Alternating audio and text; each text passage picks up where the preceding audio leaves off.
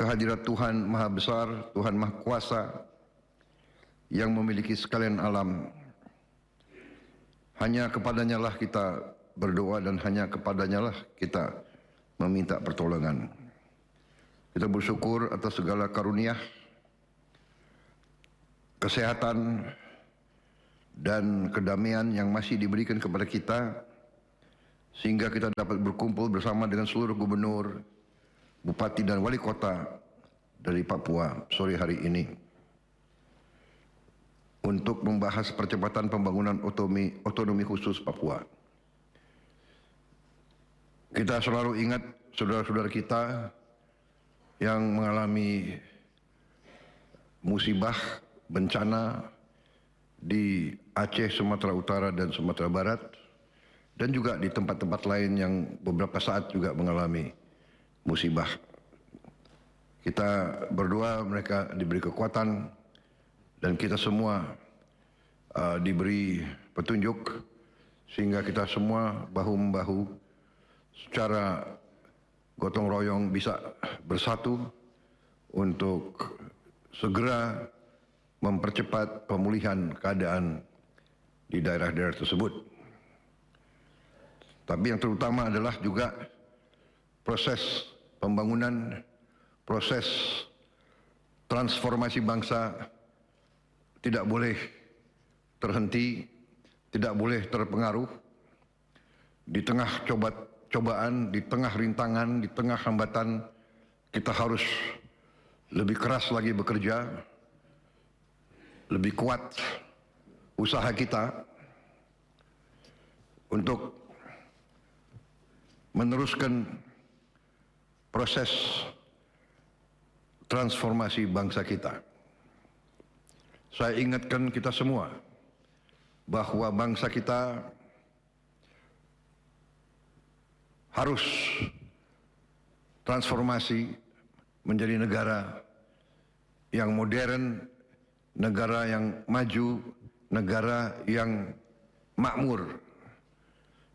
Tidak boleh ada bagian dari negara kita yang tertinggal.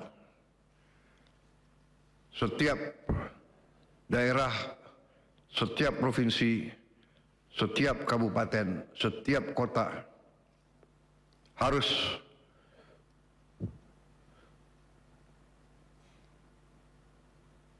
kita bangun dan kita berikan segala yang diperlukan untuk transformasi bangsa kita.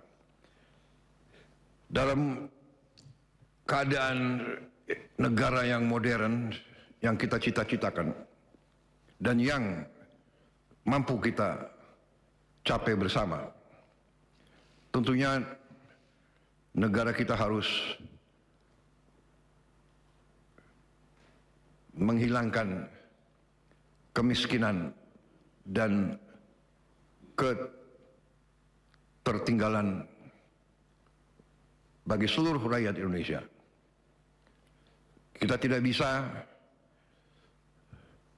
menerima kenyataan bahwa masih ada rakyat kita yang hidup dalam keadaan kesulitan, kekurangan, apalagi kelaparan. Kita sebagai bangsa hari ini, ekonomi kita diakui ke-8 terbesar di dunia. Diperkirakan dalam waktu 15-20 tahun lagi kita bisa mencapai negara ke-5, bahkan ke-4 terbesar di dunia ekonomi kita. Masalahnya adalah pemerataan. Masalahnya adalah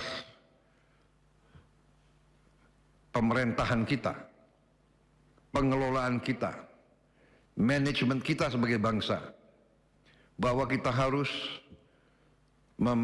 mengelola kekayaan kita dengan searif-arifnya, sepandai-pandainya, dan sejujur-jujurnya, sehingga sumber daya kita yang sangat besar bisa dinikmati oleh seluruh rakyat Indonesia.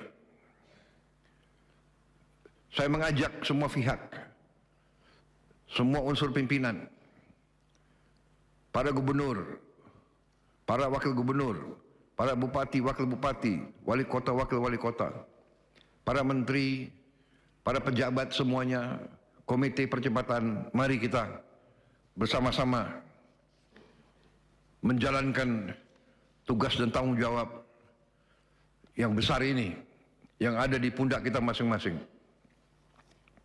Saudara-saudara, kita semakin hari semakin tahu betapa potensi, betapa kenyataan kekayaan kita. Tetapi kita juga harus mengakui bahwa kita masih belum handal dan belum cakap untuk menjaga dan mengelola kekayaan kita masing-masing. Untuk itu, pemerintah pusat sedang bekerja keras untuk membenahi diri kita di tingkat pusat. Kita harus mengakui, tidak bisa kita tutupi, tidak bisa kita sembunyikan, tidak baik untuk kita tidak hadapi kekurangan-kekurangan kita. Saya selalu mengajak, bukan untuk menurunkan semangat kita, tapi untuk justru membangkitkan semangat kita. Korupsi, penyelewengan, penyalahgunaan kekuasaan, mencari keuntungan pribadi kelompok dari kekayaan negara, membiarkan kekayaan negara dicuri, diselundupkan, ini di ujungnya adalah akan memperberat kehidupan rakyat kita semua. Karena itu pemerintah pusat bekerja keras. Kita terus melakukan upaya-upaya menegakkan hukum, mengusut segala penyelewengan, dan kita tidak akan ragu-ragu mencopot, memecat pejabat-pejabat yang tidak mampu, tanpa memandang bulu, tanpa melihat partai mana, asal-usul, suku mana, agama mana, ras mana. Siapa yang tidak bisa setia menjalankan tugas rakyat, kita persilahkan untuk berhenti dari jabatan-jabatan pengabdian kepada negara dan rakyat.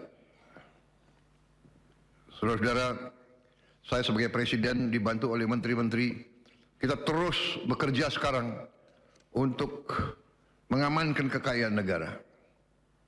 Kita mencari aset-aset, kita meneliti peraturan-peraturan,